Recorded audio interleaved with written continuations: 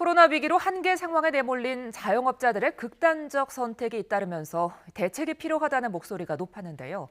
일단 정부 여당이 중소기업과 소상공인의 코로나19 대출 만기를 내년 3월까지 다시 연장하기로 했습니다. 또 추석을 앞두고 19조 3천억 원 규모의 특별 대출과 보증을 지원하기로 했는데요. 국회 소식 취재기자 연결해 알아봅니다. 황혜경 기자. 네, 국회에 나와 있습니다. 네, 당정 협의에서 결정된 사항 먼저 자세히 전해주시죠.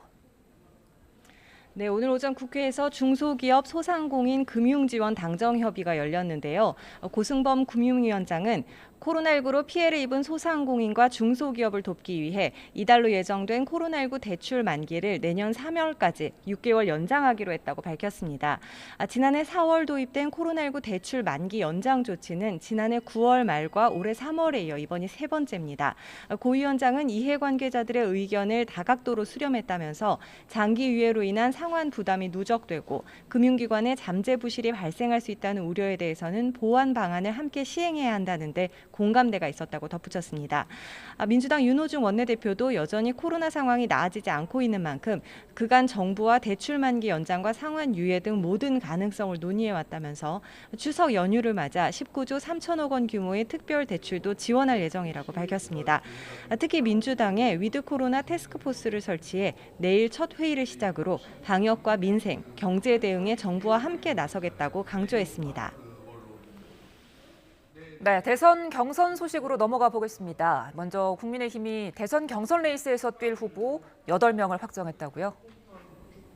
네, 그렇습니다. 국민의힘 선거관리위원회가 조금 전 1차 컷오프 통과자 8명을 발표했습니다. 가나다 순으로 안상수, 원희룡, 유승민, 윤석열, 최재형, 하태경, 홍준표, 황교안 후보가 통과했습니다.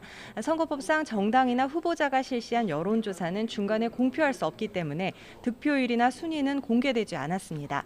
박진, 장기표, 장성민 후보는 탈락했습니다.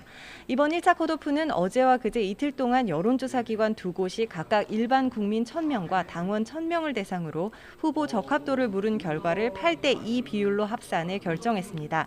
8명의 후보들은 이제 곧바로 2차 경선 레이스에 들어가는데요. 당장 내일부터 시작해 6차례 정도 토론회가 예정돼 있습니다. 이후 당원 30%, 일반 국민 70%의 여론조사를 통해 다음 달 8일 경선 후보는 8명에서 4명으로 다시 압축됩니다.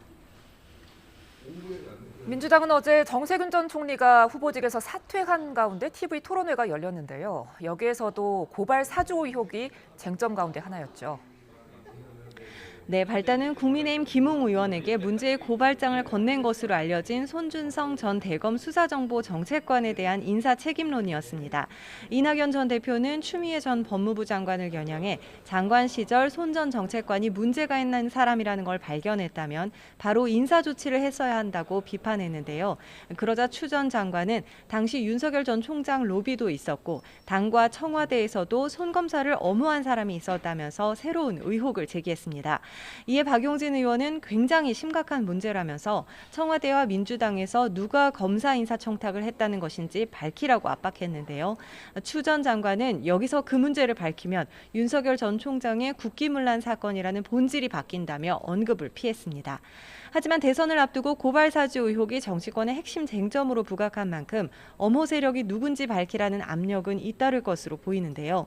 이런 가운데 윤석열 전 총장 측은 이번 사건은 고발 사주가 아니라 박지원 게이트라며 제보자 조성은 씨와 박 원장의 만남에 제3의 인물이 동석했다는 주장을 굽히지 않았습니다.